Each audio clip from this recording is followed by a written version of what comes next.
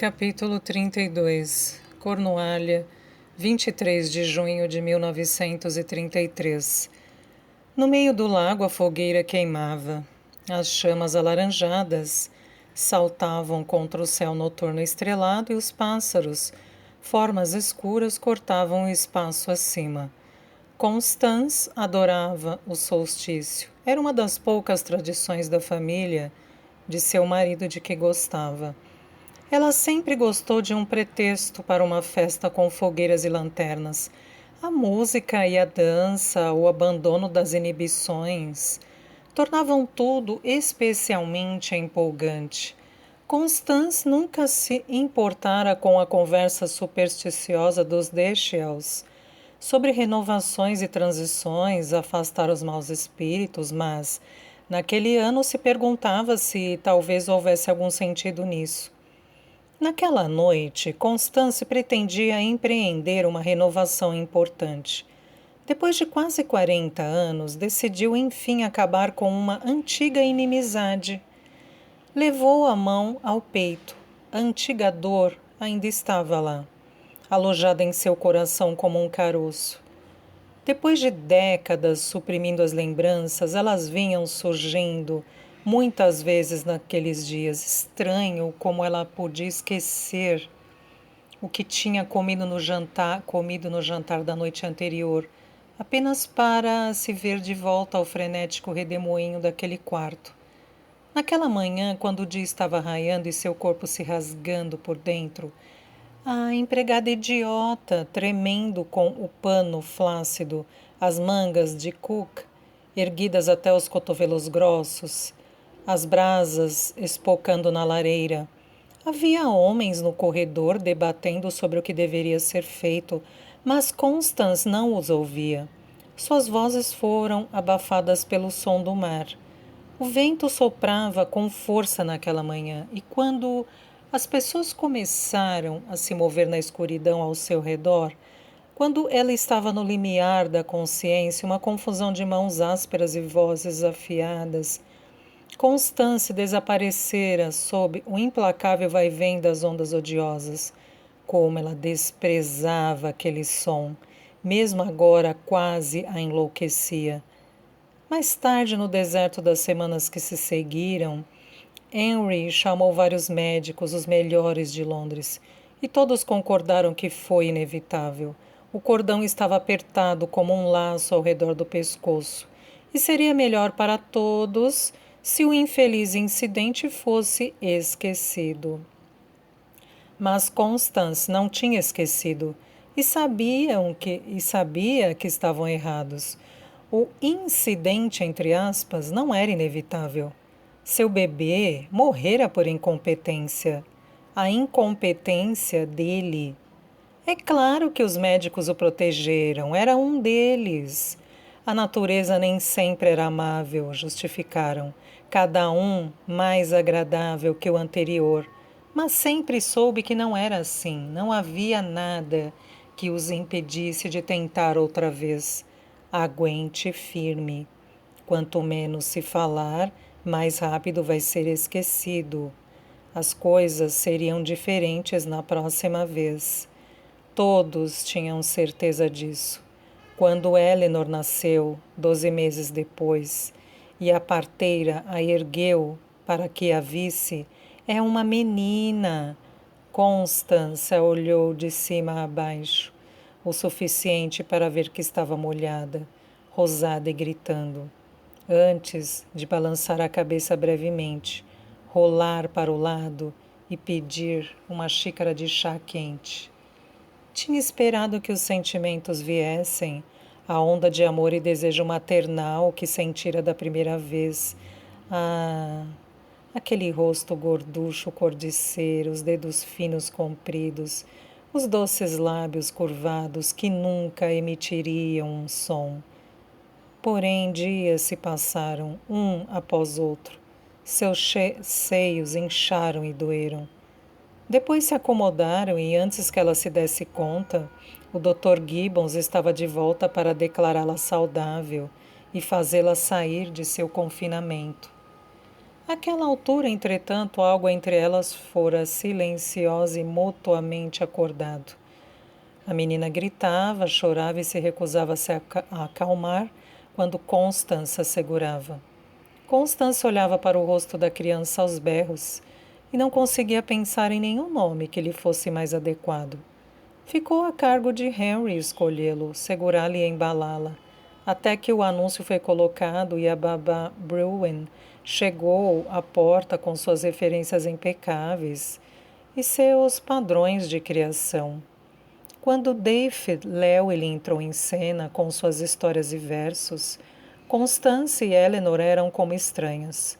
Com o tempo, ela nutriu sua raiva pelo homem que não tinha lhe roubado apenas um, mas 2 filhos. Mas Constance suspirou. Estava cansada de sentir raiva. Havia guardado seu ódio arraigado por tanto tempo que tinha se transformado em aço e enrijecera com ele. Quando a banda atacou outra melodia alegre e as pessoas giraram na pista de dança, iluminada por lanternas, dentro do anel de salgueiros, ela atravessou a multidão até as mesas, onde os garçons contratados estavam servindo bebidas. Uma taça de champanhe, senhora? Obrigada. E mais uma, por favor, para meu amigo. Ela aceitou as 2 taças cheias e foi se sentar no banco embaixo da tenda. Não ia ser fácil. Sua antiga antipatia era tão familiar quanto seu reflexo. Mas era hora de deixá-la de lado e finalmente se libertar da raiva e do sofrimento que a tinham mantido prisioneira. Bem naquela hora, Constance vislumbrou David Llewellyn à beira da multidão. Ele estava indo direto para a pérgola, contornando os foliões quase como se soubesse que ela o esperava. Para Constance, o fato cimentou a convicção de que ela estava fazendo a coisa certa. Seria educada, até gentil, perguntaria sobre sua saúde, a azia que ela sabia que o acometia e o parabenizaria por suas conquistas recentes e pela honraria que se aproximava. Um sorriso nervoso repuxou os cantos de seus lábios. Senhor Llewellyn, chamou de pé para acenar para ele. Sua voz estava mais alta do que de costume. Ele olhou ao redor, seu corpo se enrijecendo de surpresa quando a viu. Num lampejo de lembrança, ela o viu jovem, o médico brilhante e arrojado de quem seu marido tinha ficado amigo. Constância se preparou. Eu estava me perguntando se você teria um momento. Sua voz vacilou, mas ela conseguiu controlá-la. Determinada, resolvida, ansiosa para se libertar, esperava que pudéssemos conversar. Constância acenava para ele com uma taça de champanhe debaixo da pérgola, o mesmo lugar em que David devia encontrar Alice em 15 minutos. A menina tinha um sexto sentido para o paradeiro de Ben Monroe, e Eleanor havia implorado que ele a mantivesse ocupada naquela noite. Por favor, David, pediu ela. Tudo seria arruinado se Alice aparecesse no lugar errado na hora errada. Ele concordara, mas apenas porque Eleanor era o mais perto que ele tinha de uma filha. Ele a amava desde pequena. Uma boneca em um embrulho, um anexo permanente a Henry, sempre em seus braços e mais tarde, já mais velha, andando sobre seus ombros ou pulando ao lado dele. Será que teria ficado tão parecida com o pai se não tivesse passado tanto tempo com ele quando era pequena? Impossível dizer, mas ela era parecida com o pai e David a amava por isso. Por favor, disse ela, pegando as mãos dele. Estou implorando, não posso fazer isso sem você. E então, claro, ele concordou. Na verdade, ele tinha sérias reservas quanto à ideia. A preocupação que sentia por Eleanor o estava deixando distraído e angustiado. Sua azia havia se tornado crônica desde que ela lhe contara. E a velha depressão, o mal-estar que uma vez ameaçara dominá-lo, tinha voltado. Ele vira em primeira mão O que podia acontecer com as mulheres que perdiam seus filhos? Era o tipo de trama inventada pelo desespero, que só se sustentava nas longas horas da noite.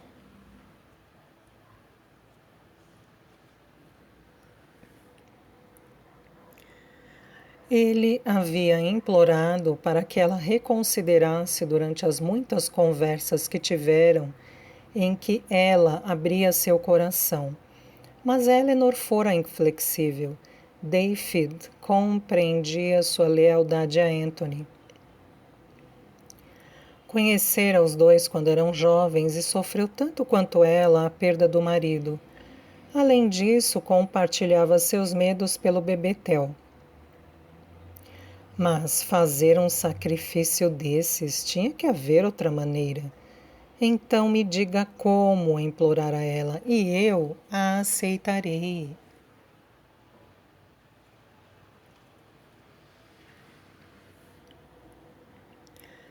Porém, por mais que virasse e revirasse as peças do quebra-cabeça, não conseguia encontrar um arranjo que lhe agradasse. Não sem tornar públicos os problemas de Anthony, o que ela se recusava a fazer. Eu fiz uma promessa a ele, disse Eleanor, e você mais do que ninguém sabe que promessas não podem ser quebradas. Foi você que me ensinou isso.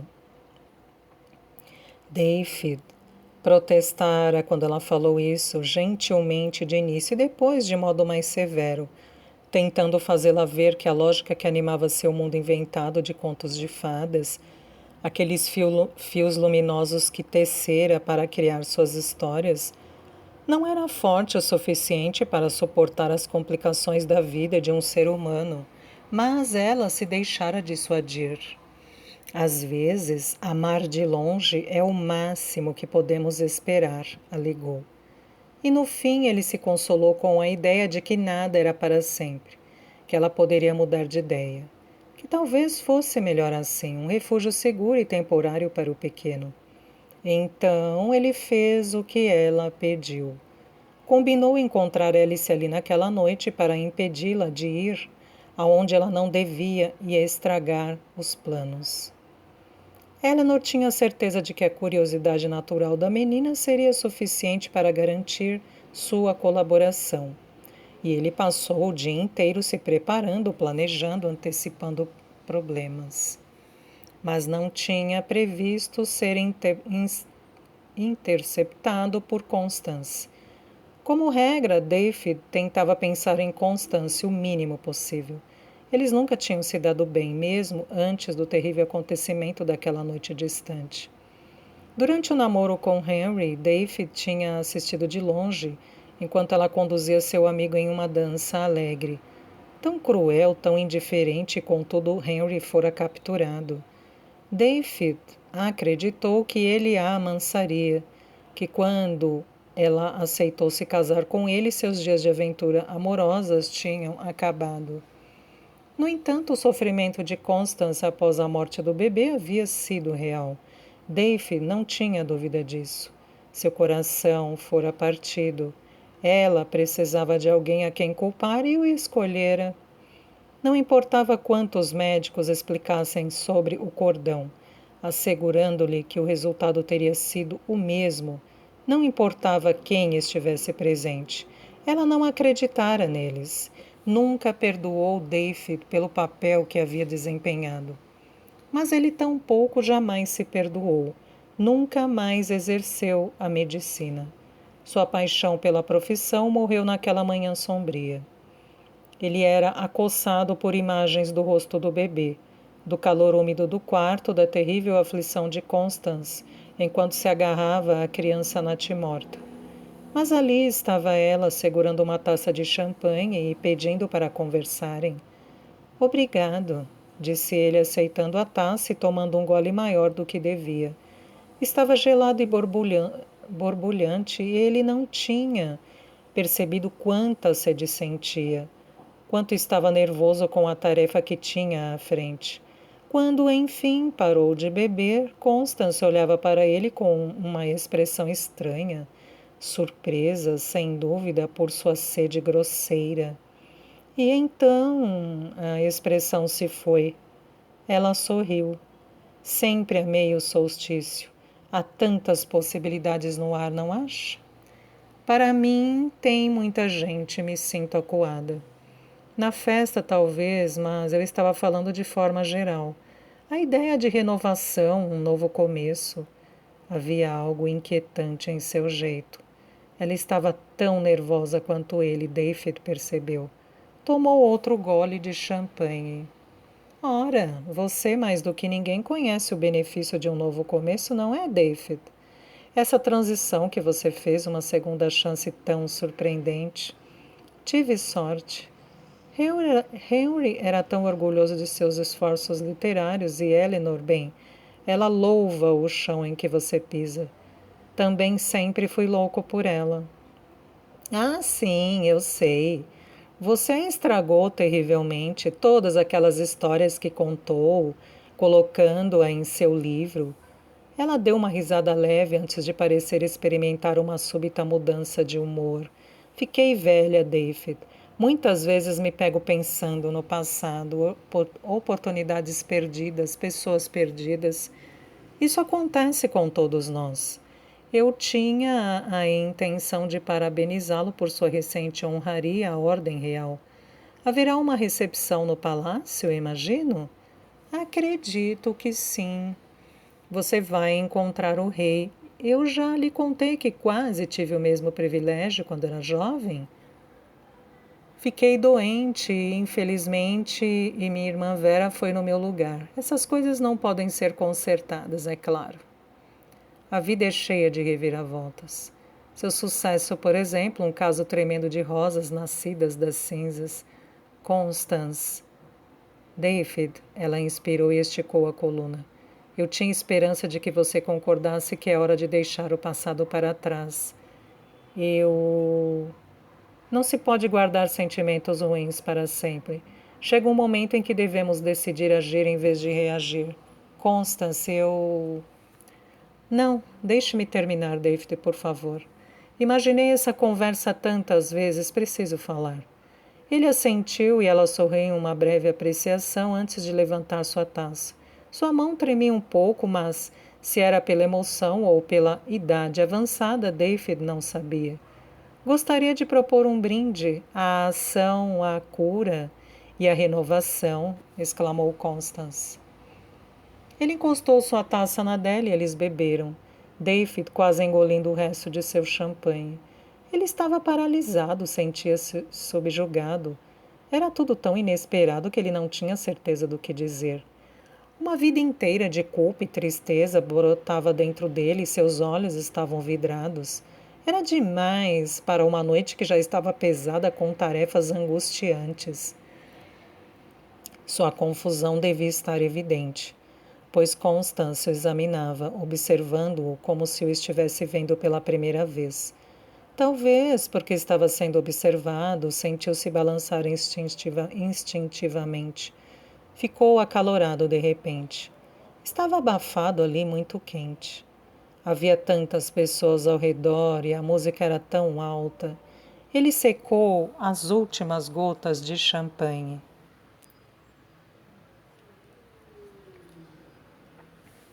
David, disse Constance, franzindo a testa, você está pálido. Ele levou a mão à testa como se para se estabilizar. Piscou, tentando focar a visão, parar de ver vultos indistintos em torno de tudo e de todos. Quer um copo de água? Precisa de ar fresco? Ar, disse ele com a garganta muito seca, a voz rouca. Por favor. Havia pessoas em todos os lugares, rostos, vozes, todos um borrão, e ele estava feliz por ter o braço dela para afirmá-lo. Nem em 1 milhão de anos David teria imaginado um cenário em que seria Constance a lhe oferecer ajuda. E, no entanto, temia que, sem ela, pudesse ter caído. Passaram por um grupo de pessoas rindo e ele pensou ter visto Alice ao longe. Tentou dizer alguma coisa, explicar a Constance que não podia ir muito longe, que tinha coisas importantes a fazer, mas sua língua estava mole e não formava as palavras. Ainda havia tempo. Eleanor dissera que eles não se encontrariam até a meia-noite. Ele faria o que prometera. Só precisava de um pouco de ar fresco primeiro. Eles seguiram o caminho além da cerca, até que o barulho da multidão pareceu muito distante. Seu coração martelava. Era mais do que sua azia ou sua ansiedade de sempre. Ele podia ouvir o sangue pulsando atrás das orelhas. Era a culpa, claro. Lembranças daquela terrível aurora de tanto tempo atrás. Seu fracasso em salvar o bebê. E pensar que Constance, a fazer as pazes. E pensar que seria Constance. David sentiu uma vontade irresistível de chorar. A cabeça girava, vozes, muitas vozes cacofônicas, distantes, mas uma soava mais alta que todas, perto de sua orelha em seu ouvido. Espere aqui, descanse um pouco. Vou buscar um copo de água. De repente ele ficou gelado, olhou em volta. A dona da voz tinha desaparecido. Estava sozinho. Onde ela estava? Onde estava quem? Havia alguém com ele ou tinha imaginado?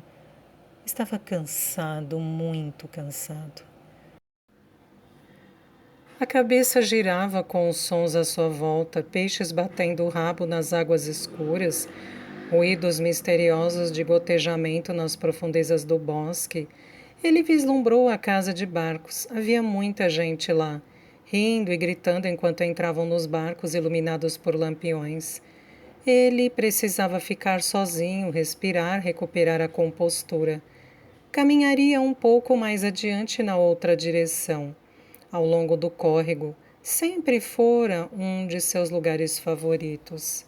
Tão belos dias que tiveram, dias tão longos e ensolarados, ele e Henry, e mais tarde, a pequena Eleanor saltando e encantando-os com sua inteligência. David nunca esqueceria o olhar no rosto de Henry quando observava sua filha, a adoração absoluta. David tentou esboçar essa expressão muitas vezes, mas nunca conseguiu capturá-la no papel. Ele tropeçou e se equilibrou. Suas pernas estavam muito estranhas, flácidas, como se todos os ligamentos tivessem se transformado em borracha. Decidiu se sentar um pouco, só um tempinho. Procurou no bolso um de seus comprimidos para a azia, enfiou-o na boca e engoliu a seco. A terra estava fria e úmida debaixo dele, e David apoiou as costas no tronco forte e sólido de uma árvore. Fechou os olhos.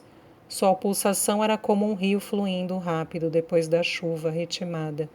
Sentia-se como um barco apanhado pela correnteza, balançando, girando e latejando. David podia ver o rosto de Henry agora, um rosto tão cavalheiresco, um rosto bom. Eleanor estava certa. Às vezes, amar de longe era o máximo que podíamos esperar. E era melhor, com certeza, do que nunca ter amado. Ah, mas era difícil. A água do córrego batia na margem e a respiração de David Llewellyn diminuiu para acompanhá-la. Ele tinha que ver Alice, prometer a Eleanor. Ele iria logo.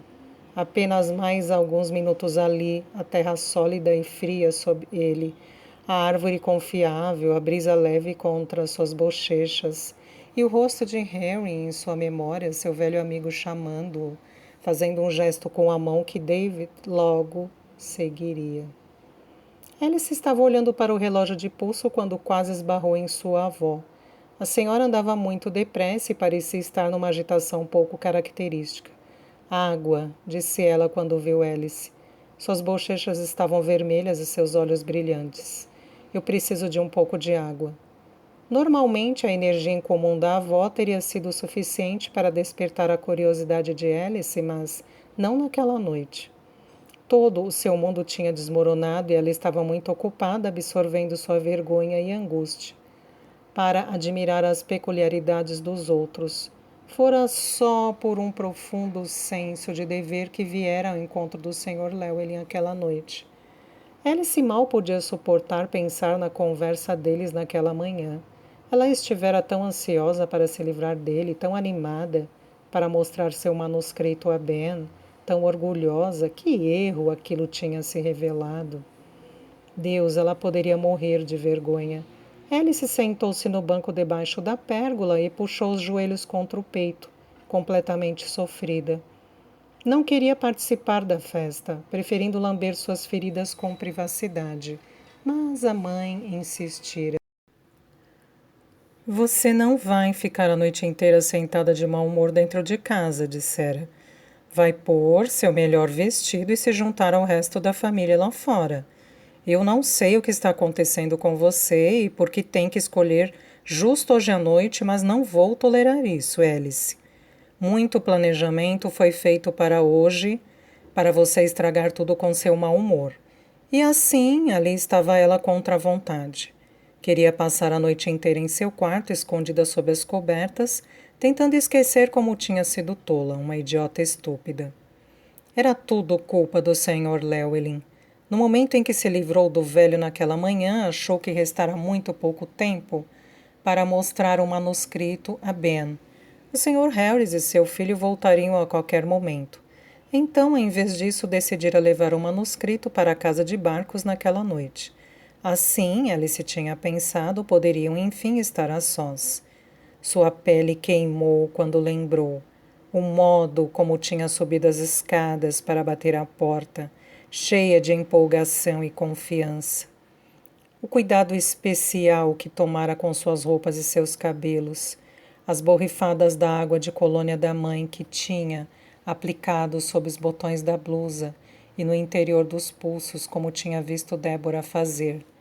Alice, dissera ele ao vê-la, sorrindo, confuso. Ela podia ver agora.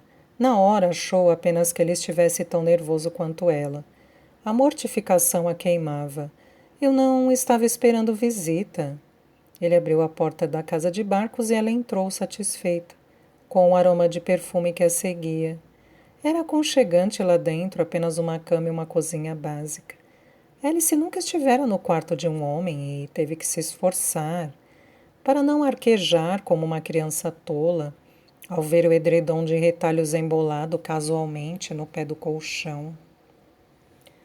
Havia um pequeno presente retangular em cima da cama embrulhado de forma simples, mas cuidadosa, amarrado com um pedaço de barbante e um cartão feito de um dos animais de papel de Ben.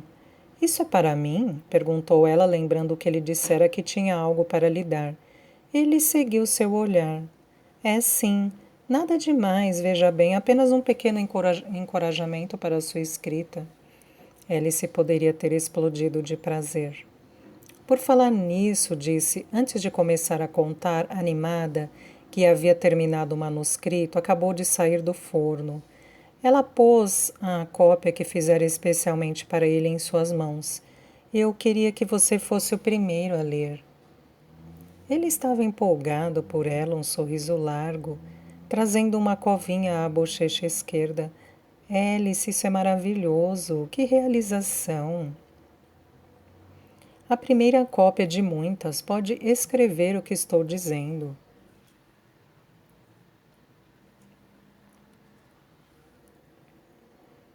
Ela se sentiu muito adulta recebendo o seu elogio. Ele prometeu lê-lo e por um momento ela prendeu a respiração, esperando que Ben abrisse a capa e visse a dedicatória, mas em vez disso, ele pôs sobre a mesa. Havia uma garrafa de limonada aberta ali perto e Alice de repente se sentiu seca. Eu faria tudo por uma bebida, disse com uma voz parecendo um miado. Não precisa fazer nada, ele serviu-lhe um copo. Fico feliz em dividir. Enquanto a atenção dele estava em outro lugar, ela abriu o botão superior da blusa. Ben entregou-lhe o copo e seus dedos se tocaram. Um arrepio elétrico percorreu a espinha de Alice. Sem desviar os olhos dos dele, ela tomou um gole. A limonada estava gelada e doce. Ela lambeu os lábios delicadamente. Pronto. Era agora ou nunca. Em um movimento rápido, pousou o copo. Deu um passo na direção dele e tomou seu rosto entre as palmas das mãos. inclinando-se para beijá-lo exatamente como sonhara fazer. Por um segundo foi perfeito. Ela inalou seu perfume, couro, almíscar e apenas um ligeiro toque de suor. Seus lábios eram quentes e macios, ela quase desmaiou, porque sabia que seria assim. Soubera desde sempre. E então, de repente, a chama crescente foi apagada. Ele se afastou, os olhos procurando os dela. O que foi? Perguntou ela. Eu fiz errado? Ah, Alice. A percepção e a preocupação competiam em seu rosto. Alice, sinto muito. Eu fui tão estúpido, não fazia ideia. Do que você está falando? Eu pensei. Eu não pensei. Então ele sorriu com gentileza e tristeza. Alice viu que sentia pena dela e foi então que soube. Ela percebeu em um instante. Ele não sentia o mesmo que ela nunca sentira. Ben ainda estava falando, a expressão séria, a testa franzida e os olhos gentis, mas o toque de mortificação em seus ouvidos era agudo e implacável. De vez em quando a frequência diminuía e ela pegava um fragmento banal. Você é uma garota incrível, muito inteligente, uma escritora maravilhosa. Um grande futuro pela frente. Vai encontrar outra pessoa. Ela estava seca e tonta, não precisava mais estar ali, naquele lugar onde se desonrara tanto, onde o homem que ela amava, o único homem que ela amaria, estava olhando para ela com piedade e desculpas, conversando com ela no tom de voz que os adultos usam para acalmar crianças confusas. Com toda a dignidade que pôde reunir, Alice pegou seu copo e terminou a limonada. Recolheu seu manuscrito com a dedicatória nauseante e começou a dirigir-se para a porta.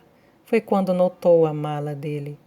Mais tarde, refletiria sobre o fato e se perguntaria se havia alguma coisa errada com ela. Mesmo quando seu coração estava partido, uma pequena parte dela deixava a emoção do momento de lado, tomando notas. Mais tarde ainda, quando ela se familiarizasse melhor com Graham Greene, perceberia que era apenas a lasca de gelo que todos os escritores tinham em seus corações.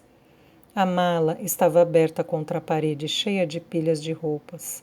A roupa de Ben. Ele estava fazendo as malas. Sem se virar para encará-lo, ela disse: Você vai embora? Vou. Por quê?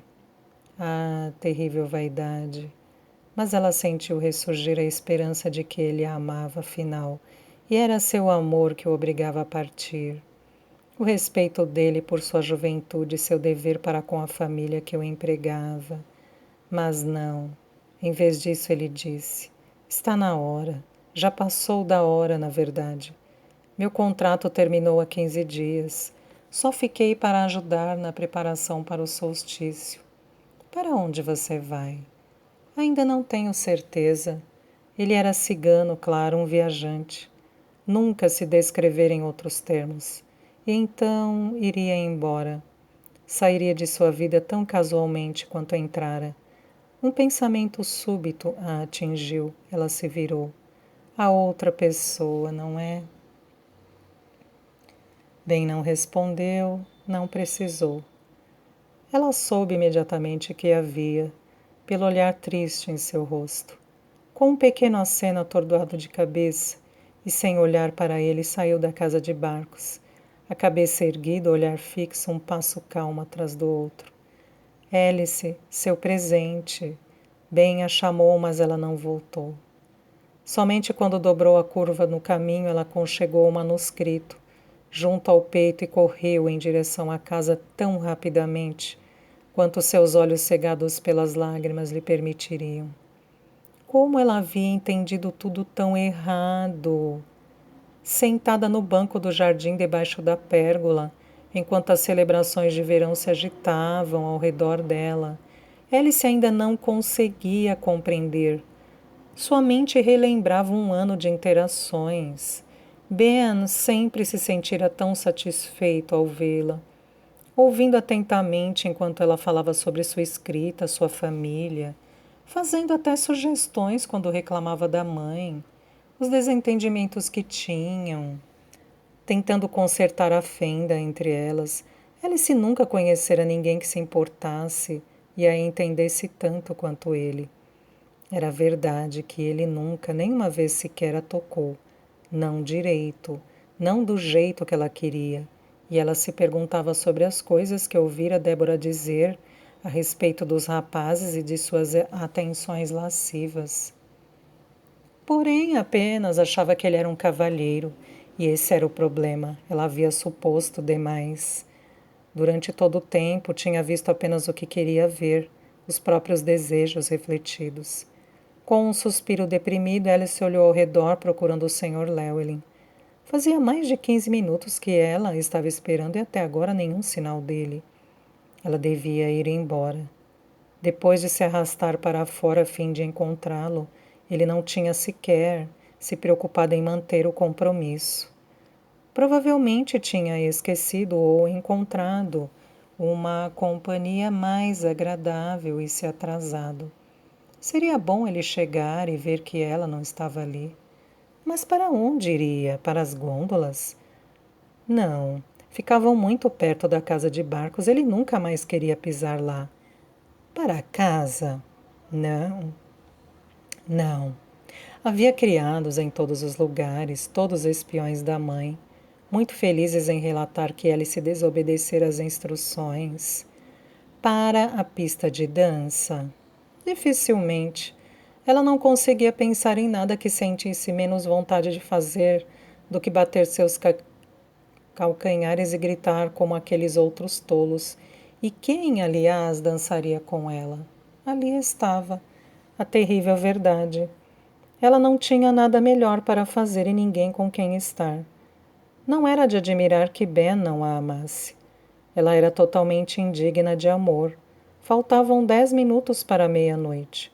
Os fogos de artifício começariam em breve e Alice estava sozinha.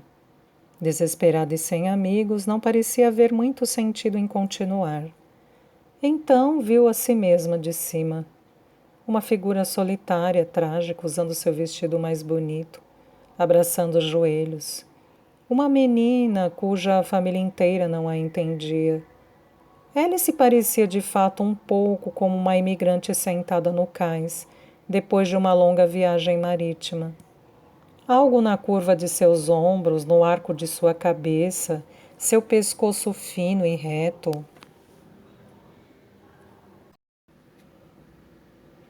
Ela era uma garota forte lidando com uma grande perda. Toda a sua família tinha sido morta. Como? De modo horrível, trágico, os detalhes não importavam, não agora. Mas com uma determinação feroz, ela se encarregaria de vingar suas mortes. Alice sentou-se mais ereta enquanto a semente de uma ideia começava a crescer. Levou lentamente a mão ao bolso para acariciar o seu caderno, pensando. A garota estava sozinha no mundo, completamente desolada, abandonada e esquecida por todos aqueles em quem poderia ter acreditado, mas ia vencer.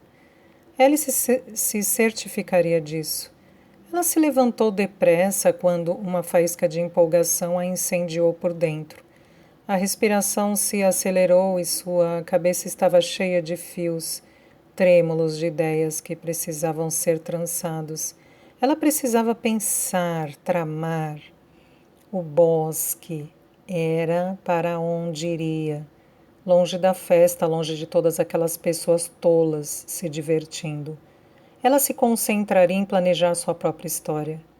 Sua próxima história. Ela não precisava de Ben, nem do Sr. Llewellyn, nem de nenhum deles. Ela era Alice Devane, a contadora de histórias. O plano traçado dizia que se encontrariam no bosque 5 minutos depois da meia-noite. Só quando o viu aguardando exatamente onde ele dissera que estaria, Eleanor percebeu que estivera prendendo a respiração a noite toda, esperando que tudo desse errado. Oi, disse ela. Oi. Estranhamente formal, a única maneira de levar adiante a terrível tarefa. Eles não se abraçaram, em vez disso tocaram no braço um do outro, nos cotovelos, pulsos em um arremedo estranho, do afeto e da familiaridade a que estavam acostumados. Tudo era diferente naquela noite. Você não teve problemas? Perguntou ele. Encontrei uma empregada na escada mais cedo, mas ela estava nervosa. Recolhendo taças de champanhe para meia-noite, não deu muita atenção. Provavelmente isso é bom, coloca você na cena bem antes da hora. É menos suspeito. Eleanor se encolheu diante das expressões contundentes. Na cena. Menos suspeito. Como isso foi acontecer? Uma sensação cambaleante de pânico e confusão girou dentro dela, ameaçando derrubá-la. O mundo além, o bosque ao redor, a festa ao longe eram um borrão. Sentia-se inteiramente desconectada de tudo isso. Não havia nenhuma lanterna acesa, nenhum convidado ria.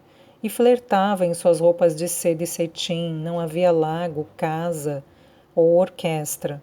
Havia apenas aquilo, um instante, aquilo que eles tinham planejado que parecera tão razoável, na ocasião tão lógico.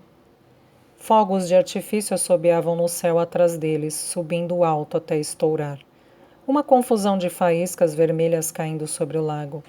Era um estímulo para a ação. Os fogos de artifício estavam agendados para durar 30 minutos. Eleanor instruíra o pirotécnico a montar um espetáculo ao qual ninguém pudesse resistir e dera permissão aos criados para ver a queima de fogos. David estava distraindo Alice. Precisamos ir em frente, disse ela. Não há muito tempo. Sentirei saudades. Seus olhos se ajustaram à escuridão do bosque. Ela pôde vê-lo claramente. O rosto dele era uma imagem de relutância e pesar, os olhos escuros. Procurando os dela em busca, ela sabia de uma brecha em sua determinação.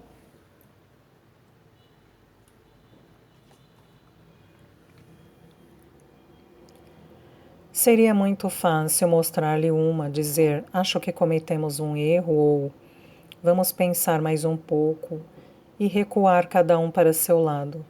Mas ela endureceu seu coração e se dirigiu para o alçapão que descia até o túnel. Talvez ele não a seguisse, pensou esperançosa. E então ela poderia voltar sozinha, deixar seu bebê dormindo onde estava. Retornar à festa como se não tivesse qualquer preocupação no mundo. Poderia acordar amanhã e, quando visse bem, balançariam a cabeça em uma divertida incredulidade. Surpresos com a loucura que os havia envolvido. A loucura que quase tinham feito, o feitiço que tinham superado. Un folie à deux, diriam eles, uma loucura a dois. Mas, mesmo enquanto pensava nisso, mesmo enquanto seu espírito se elevava e se misturava, ela sabia que não resolveria nada.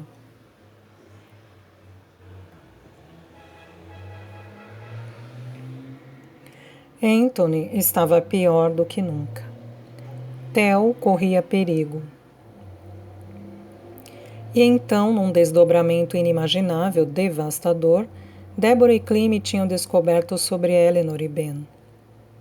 A simples ideia de que as filhas soubessem que tinha sido infiel ao pai fazia Eleanor querer se encolher em uma pequena partícula de poeira e sumir. O que era fraco, preguiçoso, e só servia para aumentar a aversão que tinha por si mesma. Não, esse plano repugnante e impensável era a única maneira de impedir um desastre. Mais do que isso, era exatamente o que ela merecia. Eleanor se sobressaltou. Algo tinha se movido no bosque, tinha certeza. Ela havia vislumbrado ou teria ouvido alguma coisa no escuro. Havia alguém lá. Teriam sido vistos. Examinou as árvores além, quase não ousando respirar. Não havia nada. Ela havia imaginado. Não era mais do que sua consciência culpada. De qualquer forma, era bom não demorar. Depressa, sussurrou. Siga-me pela escada, depressa. Ela chegou ao fundo e se afastou para abrir espaço para ele no estreito túnel de parede de tijolos. Ele havia fechado o alçapão atrás de si e estava mais escuro do que a noite. Eleanor acendeu a tocha que havia escondido antes e o conduziu pela passagem, em direção à casa. Cheirava a mosto e mofo e 1000 aventuras de infância. De repente ela ansiou por ser criança de novo. sem ter mais com o que se preocupar do que com o que ocuparia o dia interminável, iluminado pelo sol. Um soluço ardeu em sua garganta, ameaçando estourar livremente, e ela balançou a cabeça furiosa, amaldiçoando-se por tal indulgência. Precisava ser mais forte do que isso. Haveria momentos muito piores nos próximos dias. Amanhã, em algum momento, descobririam. Uma busca seria iniciada. A polícia seria envolvida. Haveria perguntas e uma investigação. Eleanor teria que interpretar seu terrível papel. E Ben teria ido embora.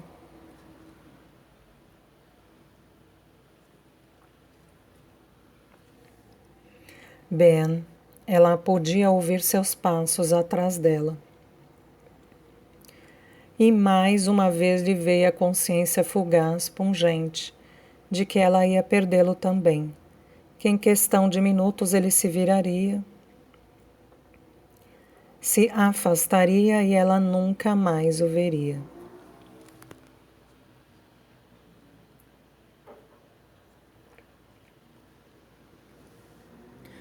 Não. Eleanor trincou o queixo e se forçou a se concentrar apenas em avançar, um pé na frente do outro, parando apenas quando chegou aos degraus de pedra que conduziam pela cavidade na parede da casa. Ela direcionou a chama para a porta no alto e respirou fundo. O ar era denso dentro do túnel, parado e terroso. E as partículas de poeira flutuavam no facho de luz.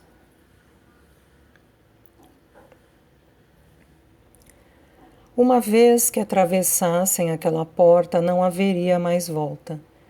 Ela estava se perguntando para começar a subir quando Ben segurou seu pulso.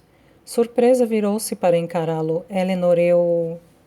Não, disse ela, sua voz inesperadamente sem emoção no túnel estreito. Ben, não. Dizer adeus está me matando. Então não diga. Ela percebeu imediatamente pelo brilho de sua expressão à luz da tocha que ele a entendera mal. Pensara que ela estava sugerindo que ele não precisava partir. Então acrescentou depressa, não diga. Apenas faça o que tem que ser feito. Deve haver outro jeito. Não há. Não havia. Se houvesse, ela teria encontrado. Eleanor pensou e pensou até sentir que seu cérebro sangraria com o esforço. Ela envolvera o Sr. Llewellyn e nem ele tinha sido capaz de sugerir uma alternativa aceitável. Não havia como fazer a coisa certa para todos, como manter todos felizes. Aquilo era o mais perto ao que havia chegado. Aquele plano em que ela suportaria o peso. Theo ficaria confuso a princípio que Deus a perdoasse. Ele também ficaria angustiado, mas era jovem e esqueceria. Ela acreditava em Ben, quando ele dizia que a amava, que não queria ficar sem ela. Mas era cigano e viajar estava em seu sangue. No fim, ele acabaria indo embora mesmo. Não, era ela quem sofreria mais, deixada para trás, para suportar sua perda, sentindo falta dos dois como a lua sente falta do sol, sempre se perguntando: não, não pense nisso. Com toda a força de vontade que conseguiu reunir, Eleanor soltou sua mão e começou a subir as escadas. Ela devia estar se concentrando em pensar se tinha feito tudo o que era preciso para o plano dar certo.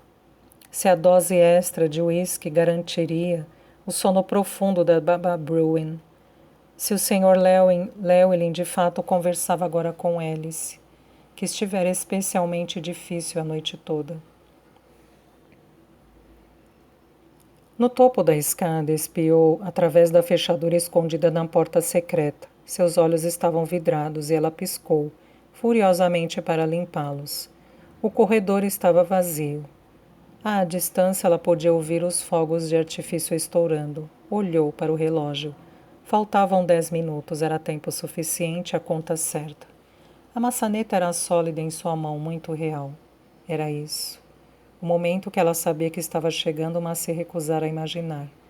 concentrando-se, em vez disso, na logística, nunca se permitindo pensar em como se sentiria quando chegasse ao limiar desta porta. Diga-me novamente que tipo de pessoas eles são, pediu baixinho. A voz dele atrás dela era quente e triste, e pior de tudo, resignada. As melhores, disse ele, são trabalhadores, leais e divertidos. A casa deles é o tipo de lugar que sempre cheira a comida boa, e não importa o que possa faltar, nunca falta amor. Onde é? Ela quis perguntar. Para onde você vai levá-lo? Mas ela fizera bem prometer nunca lhe contar. Não podia confiar em si mesma. Tudo isso só funcionaria se elas não soubessem onde encontrá-lo. A mão de Ben estava em seu ombro. Eu te amo, Eleanor. Ela fechou os olhos, a testa na madeira dura e fria da porta. Ele queria que ela dissesse que também o amava, sabia disso, mas seria fatal. Com um ligeiro aceno de reconhecimento, Eleanor levantou o trinco, complicado, e saiu para o corredor vazio, com os fogos de artifício ainda estourando sobre o lago, luzes vermelhas, azuis, verdes se derramando através das janelas e sobre o tapete. Ela se preparou para entrar no quarto do bebê. Theo acordou de repente, estava escuro, e a babá roncava pesadamente na cama do canto. Um baque surdo soou, e uma luz verde se derramou através das cortinas. Havia outro ruído também, um barulho alegre, muitas pessoas ao longe lá fora. Mas outra coisa contribuiu para que acordasse. Ele chupou o polegar, ouvindo, concentrando-se, e então sorriu. Sabia antes de ela chegar ao berço que era a mamãe. Ela o pegou e Theo aninhou sua cabeça sob seu queixo. Havia um ponto onde se encaixava perfeitamente. Ela estava murmurando em seu ouvido e a mãozinha esquerda dele se ergueu para acariciar o rosto dela. Ele suspirou satisfeito. Theo amava a mamãe mais do que qualquer outra pessoa no mundo. Suas irmãs eram mais divertidas e seu pai podia levantá-lo mais alto, mas havia algo no cheiro da mamãe, no som de sua voz e na maneira como seus dedos acariciavam seu rosto tão suavemente. Houve outro ruído então e Theo ergueu a cabeça. Havia mais alguém no quarto com eles. Seus olhos agora se ajustavam à escuridão e ele viu um homem atrás de sua mãe.